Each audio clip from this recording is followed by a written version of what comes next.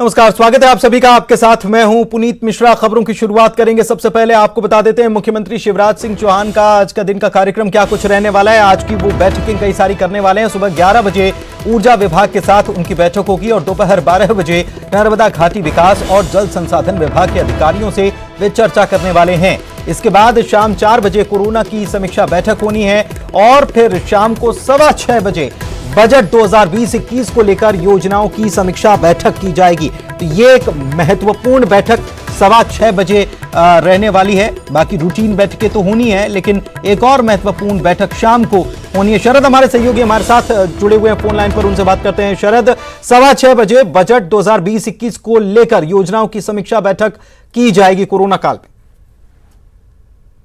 आपने सही कहा, मुख्यमंत्री की आज अलग अलग कई बैठकें हैं, जिसमें से एक बैठक ये भी है जिसके तहत 2020-21 का जो बजट रहेगा उसके लिहाज से कौन कौन सी योजनाएं में किस तरीके से जो मद है उनमें पैसा रहेगा या किस रूप में वो चलेंगी, इसको लेकर एक समीक्षा बैठक शाम को 6:15 बजे के आसपास मुख्यमंत्री शिवराज सिंह चौहान अधिकारियों के साथ करेंगे। इसके अलावा एक और महत्वपूर्ण बैठक आज 11 बजे जो पहली बैठक उनकी होगी, ऊर्जा विभाग के अधिकारियों के साथ बैठक होगी और इस बैठक में खास तौर से जो बिजली बिल को लेकर शिकायतें सामने आ रही हैं, कई जगहों पर जो तय रीडिंग है उससे ज्यादा बिल आ रहे हैं और पिछले साल की अनुमानित जो रीडिंग थी उसके हिसाब से भी बिल भेजे जा रहे हैं। तो इस तरीके की जो शिकायतें हैं उसको लेकर भी मुख्यमंत्री आज 11 बजे ऊर्जा विभाग के जो अधिकारी हैं उनके साथ में बैठक करेंगे। इसके बाद उनके अलग अलग जो प्रमुख सचिव हैं विभागों के, नर्मदा घाटी विकास और जल संसाधन विभाग के, उनके साथ में उनकी चर्चा है और कोरोना की जो समीक्षा बैठक है जो नियमित तौर पर वो कर रहे हैं वो भी आज मुख्यमंत्री अधिकारियों के साथ में करेंगे। शुक्रिया आपका शरद इस जानकारी के लिए। और चलिए आगे बढ़ते हैं। आज से राजधानी भोपाल और आर्थिक राजधानी इंदौर में टोटल लॉकडाउन के साथ ही कुछ रियायतें भी मिलेंगी। बात भोपाल की सबसे पहले कर लेते हैं। तो यहां पर कलेक्टर ने आदेश जारी कर दिया है। राजधानी में बफर जोन को छोड़कर दूसरे इलाकों में आज से बाजार और दुकानों को खोला जाएगा, लेकिन सभी बाजार और सभी दुकानें एक साथ नहीं खुलेंगी। प्रशासन ने इसके लिए समय सारिणी जारी की है। इंदौर की अगर बात की जाए तो यहां पर भी आज से सभी सरकारी और अर्ध सरकारी दफ्तर खोले जाएंगे। कलेक्टर ने इसको लेकर आदेश जारी किया है। दफ्तर में 50% कर्मचारियों के साथ काम किया जाएगा। ऑनलाइन फूड डिलीवरी को भी अनुमति दे दी गई है। कर्मचारियों का परिचय पत्र ही कर्फ्यू में पास के तौर पर मान्य किया जाएगा। सरकारी दफ्तर में काम करने वाले कर्मचारियों को सोशल डिस्टेंसिंग का पालन करना होगा, मास्क लगाना भी होगा।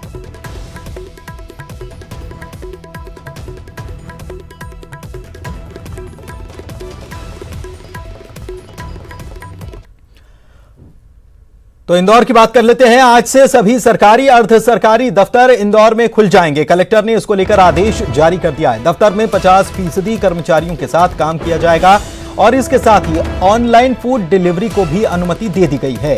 कर्मचारियों का परिचय पत्र ही कर्फ्यू में पास के तौर पर मान्य किया जाएगा। काम करने वाले कर्मचारियों को सोशल डिस्टेंसिंग का ध्यान रखना होगा, मास्क पहनना भी अनिवार्य है।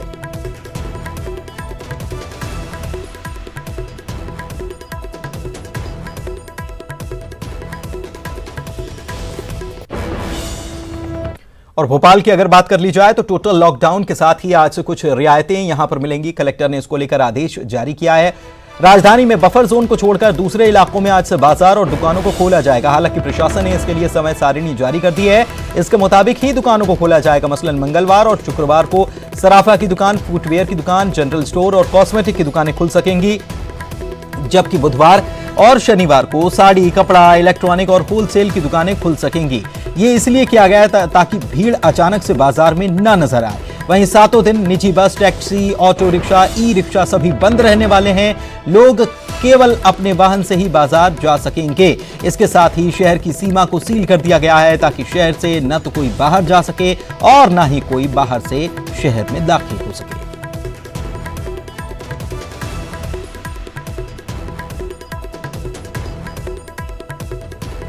तो निजी वाहन से लोग बाजार जा सकते हैं और दिन नियत कर दी गए। दिन नियत करने के पीछे मकसद यही कि बाजार में एक साथ अचानक से भीड़ ना नजर आए और इसीलिए अलग अलग दिनों में अलग अलग दुकानें खुलेंगी। बुधवार शनिवार को साड़ी, कपड़ा, इलेक्ट्रॉनिक, होलसेल की दुकानें खुलेंगी। हालांकि निजी बस, taxi, auto rickshaw, e rickshaw सभी बंद रहने वाले हैं।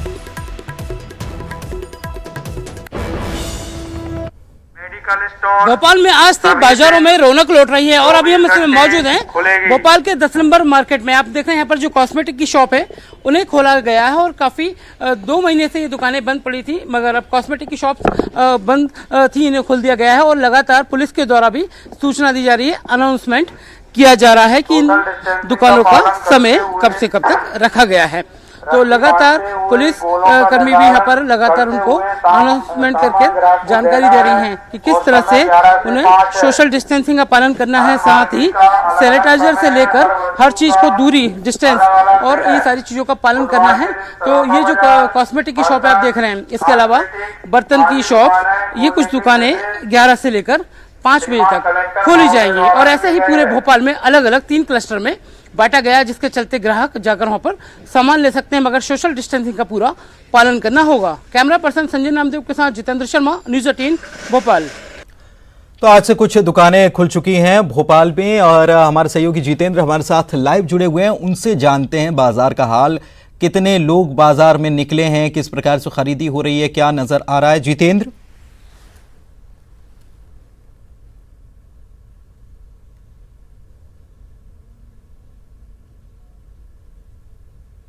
से उन्हें खोलने की अनुमति दे दी गई। तो इसमें कॉस्मेटिक का सामान अंदर है। ये भोपाल का 10 नंबर का बाजार है। हालांकि अभी बाजार रौनक अभी वैसी नहीं लौटी है। लोग अपनी दुकानों को क्योंकि 2 महीने से बंद पड़ी थी, इन्हें अभी जमाना शुरू कर रहे हैं, इनके प्रोडक्ट को रखना शुरू कर रहे हैं। हालांकि ये कॉस्मेटिक्स आज खुली रहेगी, साथ ही इलेक्ट्रॉनिक बाजार खुला रहेगा और इसके अलावा बर्तन की दुकानें खुली रहेंगी। यह कॉस्मेटिक की शॉप है, कितने दिनों से बंद थी? 2 महीने से सर। और आप क्या लगा, ग्राहक का इंतजार है? बिल्कुल बिल्कुल। तो आप देख रहे हैं यहाँ पर ये सिर्फ ग्राहक के इंतजार में बैठे हैं। दुकानों की साफ सफाई जरूरी, क्योंकि 2 महीने से यहाँ पर ताला लगा हुआ था। इसके अलावा अगर बात करें तो ज्वेलर्स की शॉप खुली रहेंगी और ये देखिए उस तरफ की भी जो दुकान है वहाँ भी कुछ रौनक लौट आई है। तो इसके पहले यहाँ पर सन्नाटा पसरा रहता था, बच्चे यहाँ पर क्रिकेट कभी समय पे खेल लिया करते थे। हालांकि उसके बाद अब जैसे जैसे पुलिस प्रशासन भी आकर लगातार अनाउंसमेंट कर रही है, लोगों को अवेयर कर रही है, सोशल डिस्टेंसिंग का पालन कराते हुए आज पूरी तरह से बाजारों को खोला जाएगा और ये 3 क्लस्टर में भोपाल के बाजारों को खोला जाएगा। तो आज की जो बुधवार के दिन जो 3 चीजें हैं उनमें इलेक्ट्रॉनिक आइटम, बर्तन और ज्वेलरी और साथ ही कॉस्मेटिक, इन सारे प्रोडक्ट को खोलने की अनुमति दी गई है। तो कहीं ना कहीं आज ग्राहक जिनको नीड है इन सारी चीजों की, वो यहाँ पहुंचेंगे और अपनी ग्राहकी कर अपने घर पहुंच जाएंगे। जी, व्यवस्थाएं क्या कुछ यहाँ पर की गई हैं दुकानदारों की तरफ से ताकि भीड़ ना लगे, सोशल डिस्टेंसिंग का पालन हो सके? क्या पुलिस भी यहाँ पर इस दौरान मौजूद रहेगी, कुछ बाजारों में गश्त करती नजर आएगी? बिल्कुल, अभी कुछ देर पहले ही पुलिस यहाँ पर पहुंची, अनाउंसमेंट किया। और इसके पहले अगर बात करें तो व्यवस्थाओं में सैनिटाइजर की यहाँ पर व्यवस्था की गई है कि अगर कोई प्रोडक्ट को कोई छूता है तो सैनिटाइजर यहाँ रखा गया है। साथ ही सोशल डिस्टेंसिंग के लिए ये टेबल्स लगा दी गई ताकि ग्राहक इस लक्ष्मण रेखा को पार कर उस पार ना जाए। और पेमेंट को लेकर डिजिटल मोड की पेमेंट है कि आपको अगर पेमेंट करना है तो डिजिटल पेमेंट करें और अगर पैसे भी अगर आप लेते हैं तो उसको भी सैनिटाइज किया जाएगा। तो ये तमाम जो व्यवस्था है यहीं पर कैलकुलेटर वगैरह हर चीज का रख दिया गया है ताकि ग्राहक ज्यादा रीच तक, ज्यादा दूर तक ना पहुंच पाए, उसके सामान की जरूरत की चीजें वो यहाँ से लें और सीधे घर के लिए रवाना हो जाए। तो कह सकते हैं कि दुकानदारों को ये निर्देश दिए गए हैं कि इस तरह के निर्देशों का हर दुकानदार को पालन करना है। अगर वो इन नियमों का पालन नहीं करते हैं तो उन पर कार्रवाई हो सकती है। तो लगातार प्रशासन इस तरह के नियम और इनको अनाउंस करते हुए लगातार हर बाजार में घूम रहे हैं। अभी ये भोपाल का 10 नंबर बाजार है और पूरे भोपाल शहर के जो अलग अलग क्लस्टर हैं, जहां जहां अनुमति मिली है वहां अनाउंसमेंट किया जाएगा, लोगों को अवेयर किया जाएगा, ग्राहकों को भी समझाइश दी जाएगी। बहुत बहुत शुक्रिया जितेंद्र आपका इस जानकारी के लिए। तो ये भोपाल से बड़ी खबर और तस्वीरें भी दिखा रहे थे हमारे सहयोगी जितेंद्र की वहाँ पर क्या व्यवस्थाएं दुकानदारों की तरफ से भी की गई है, सोशल डिस्टेंसिंग का पूरी तरह से पालन हो, इसलिए बाहर देख सकते हैं आपके वहाँ गोले बना दिए गए हैं, बाहर टेबल रख दी गई है, मेज़ रख दी गई हैं ताकि लोग सीधे जो हैं वो वहाँ नहीं दुकान में नहीं पहुँच पाएँ।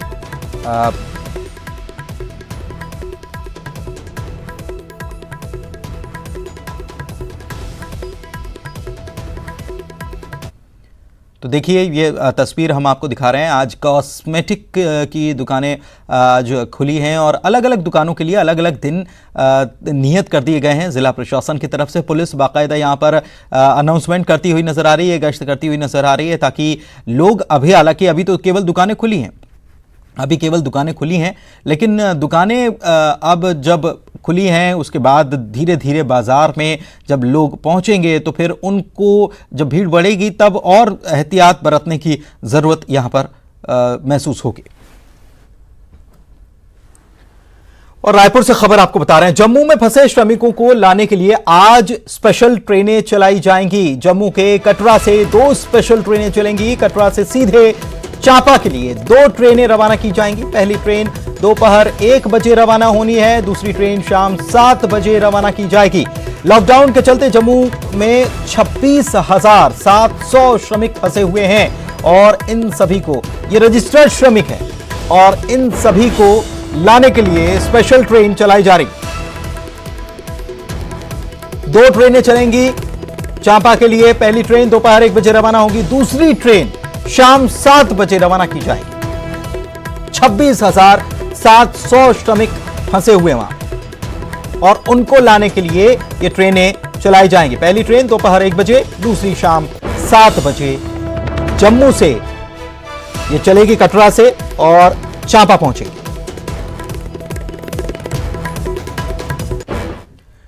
रायपुर से खबर आपको बता रहे हैं, कांग्रेस विधायक विकास उपाध्याय की तरफ से मांग की गई है कि 1 जून से सभी धार्मिक संस्थान को खोला जाए।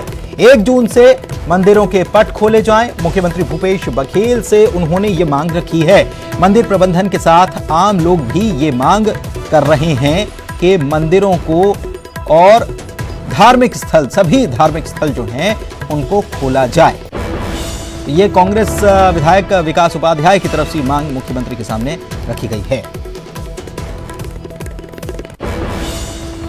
और इस बीच एक बड़ी खबर रायपुर से आ रही है, छत्तीसगढ़ की राजधानी से आ रही है। प्रेमी ने यहां पर प्रेमिका पर हमला कर दिया, चाकू मार दिया, घुमाने के बहाने ले जाकर हमला कर दिया है। प्रेमिका की शादी दरअसल दूसरी जगह तय हो गई थी और इस बात से यह युवक नाराज था। मंदिर हसौद थाना क्षेत्र का यह पूरा मामला है, जहां पर प्रेमिका पर हमला कर दिया। प्रेमी ने घुमाने के बहाने ले जाकर यह हमला किया है। कहीं और शादी तय हो गई थी, इस बात से काफी नाराज था और प्रेमिका को चाकू मार दिया प्रेमी ने।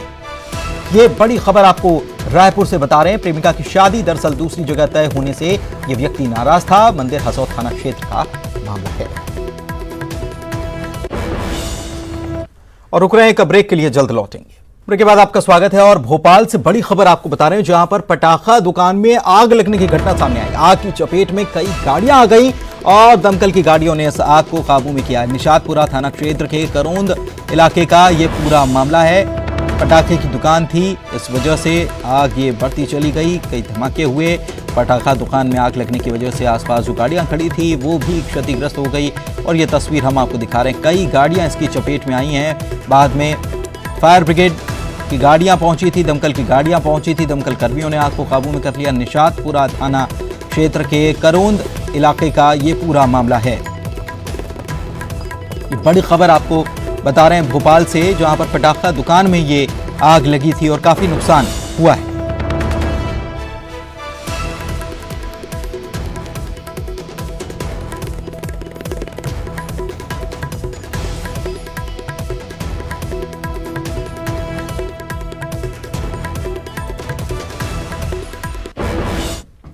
और इधर शिवपुरी से खबर, जहां पर जंगल में आग लगने की घटना सामने आई है। प्लांटेशन एरिया में यह आग भड़क गई। वन विभाग को इस बात की इत्तला कर दी गई है, लेकिन हैरानी की बात यह है कि वन अमला अभी तक पहुंचा नहीं है। दौरानी गांव की यह घटना है, जहां पर यह प्लांटेशन एरिया है और यहां पर यह आग लग गई है। भीषण गर्मी है, नौतपा चल रहा है, आज तीसरा दिन नौतपे का। लेकिन इस बीच खबर आई कि जगह जगह आग भड़क रही है। एक खबर यहां से भी आई, शिवपुरी में जंगल में यह आग लगी है। प्लांटेशन एरिया ये बना हुआ है, यहां पर यह आग भड़क गई। वन विभाग को खबर कर दी गई है, लेकिन वन विभाग अभी तक यहां पर पहुंचा नहीं है। वन विभाग की टीम नहीं पहुंची है। दौरानी गांव की ये घटना है।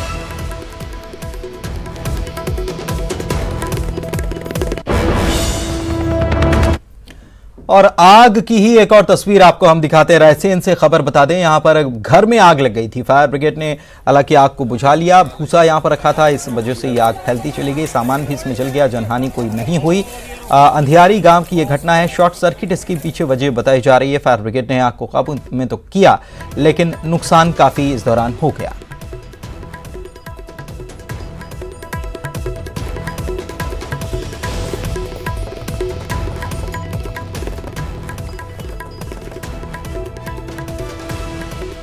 अंधियारी गांव की यह घटना है। रायसेन की शॉर्ट सर्किट की वजह से आग लगने की घटना यहां पर सामने आई।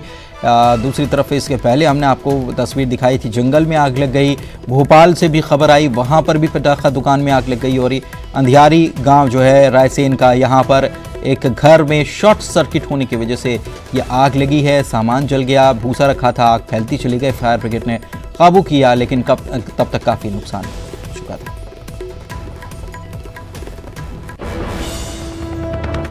उज्जैन से खबर है, जहां पर जीवाजीगंज थाना इलाके के कामदारपुरा में पुलिसकर्मियों से बदसलूकी की गई है। कंटेनमेंट एरिया में लोग घर से बाहर निकल रहे थे। पुलिस ने जब इसका विरोध किया तो उनके साथ बदसलूकी की गई। पुलिस ने बदसलूकी कर रहे लोगों का वीडियो भी बनाया। इस मामले में 6 लोगों के खिलाफ मामला दर्ज कर लिया गया।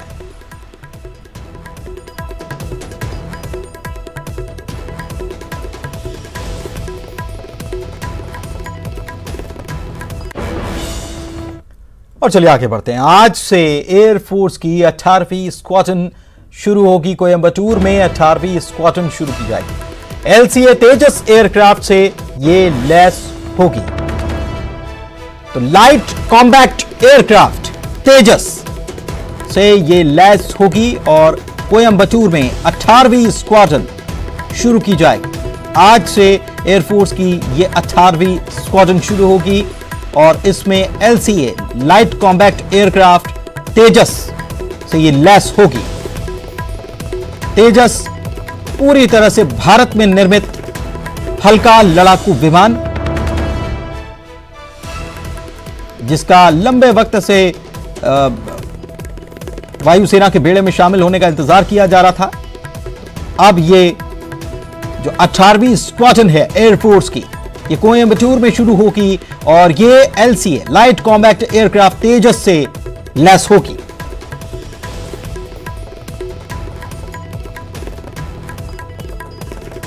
काफी सारी खूबियों से भरा हुआ तेजस सबसे हल्का लड़ाकू विमान, जो दुश्मन के दांत खट्टे कर सकता है और यह पूरी तरह से भारत में निर्मित है।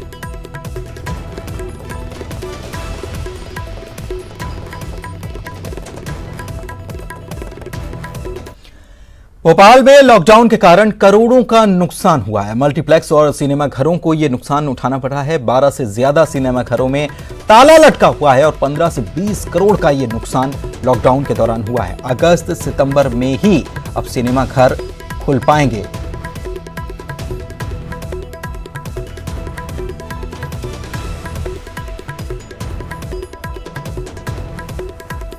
तो 15 से 20 करोड़ का नुकसान अब तक उठाना पड़ा है और अभी भी खुलने के आसार तो नहीं है।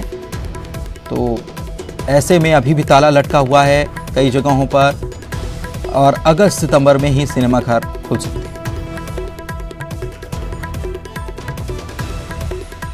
आज से सिनेमा घरों में भी ताले लटके हुए हैं और लॉकडाउन के चलते तमाम जो है सिनेमा घर प्रभावित हो रहे हैं। हालांकि कोरोना वायरस को लेकर अलर्ट भी जारी है, यहाँ पर भी संकेत दिए गए हैं, नोटिस लगा है और कोरोना वायरस जब तक खत्म नहीं हो जाता तब तक लॉकडाउन ऐसा ही जारी रहेगा और सिनेमा घरों में ताले लटके रहेंगे। तो आप देख रहे हैं ये जो सिनेमा घर है, यहाँ पर तमाम तरह की व्यवस्था है। जो पहले भीड़ रहती थी अब बिल्कुल एक तरह से सुनसान है और मनोरंजन के लिए लोगों को अपने घरों पर टेलीविजन का ही सहारा लेना पड़ रहा है। हालांकि अब देख रहे हैं कि जो फिल्में हैं, अभी कोई नई ऐसी फिल्म भी रिलीज नहीं हो रही है जब तक पूरी व्यवस्था सुधर नहीं जाती है, कोरोना वायरस का संकट पूरी तरह से खत्म नहीं हो जाता है, तब तक सिनेमा घरों के भी ताले नहीं खुल पाएंगे। हम जो संचालक हैं सिनेमा घर के, उनसे ही जानते हैं कि कितना घाटा हुआ है तकरीबन अभी तक की अगर बात करें तो। हमारा तो करीब 4-5 लाख रुपए हो गया जी। अगर पूरे भोपाल की बात करें, मल्टीप्लेक्स और ये सिनेमा घर जो आपके हैं, इनका 15 से 20 करोड़ रुपए घाटा। तो सहमत तो क्योंकि सहमति है प्रशासन की माननी पड़ेगी कोरोना को लेकर जिस तरह का है, तो और क्या अब संकेत आपको लग रहा है कि घाटा और व्यापार में आपको नजर आ रहा है? अभी तो मुश्किल लग रहा है, काफ़ी टाइम लग जाएगा इसको वापस आने में। कितना क्या समय लगेगा? कम से कम सितंबर तक। सितंबर तक क्या रणनीति तब तक आप ऐसे ही रहेंगे या कोई दूसरा विकल्प? कैसा? कोई दूसरा विकल्प है या फिर अब क्या करेंगे? कोई विकल्प भी चलाएंगे। जब पब्लिक का थोड़ा झुकाव हो जाएगा सिनेमा की तरफ, चालू करेंगे हम जी। अभी तो खैर झुकाव है ही नहीं है सिनेमा की तरफ किसी का भी। तो बिल्कुल राकेश जी हैं, ये संचालक है सिनेमा घर के। और तो आप देख रहे हैं कि ये जो पोस्टर हैं सिर्फ देखने के लिए ही मात्र रह गए हैं। लोग अपने घरों पर टेलीविजन में और डिश टीवी के जरिए ही अपना एंटरटेन कर रहे हैं और टॉकी शो तक वो नहीं आ पा रहे हैं और उम्मीद भी नहीं है, क्योंकि अगस्त से सितंबर तक जिस तरह हालात सामान्य नहीं होंगे तब तक सिनेमा घरों के ताले भी नहीं खुल पाएंगे। और तकरीबन अगर घाटे की बात की जाए तो 10 से 15 करोड़ रुपए का घाटा सिनेमा घरों की तरफ से हो चुका है। और जो संचालक हैं वो भी कहीं ना कहीं परेशान नजर आ रहे हैं, मगर विकल्प भी उनके पास दूसरा नहीं है। कैमरा पर्सन संजय नामदेव के साथ जितेंद्र शर्मा, न्यूज 18 भोपाल। और किसान संगठनों की तरफ से आज फिर से हल्ला बोला जाएगा। किसानों की समस्या को लेकर प्रदर्शन किया जाएगा। देशव्यापी प्रदर्शन में 25 संगठन किसानों के शामिल होने हैं। घरों, खेतों, मनरेगा स्थलों पर यह प्रदर्शन किसानों की तरफ से किया जाना है। देशव्यापी प्रदर्शन ये किसानों की तरफ से किया जाएगा और किसानों की जो समस्याएं हैं उसको लेकर किसान संगठन आज देश भर में हल्ला बोल रहे हैं। और इसी के साथ इस बुलेटिन में इतना ही। नमस्कार।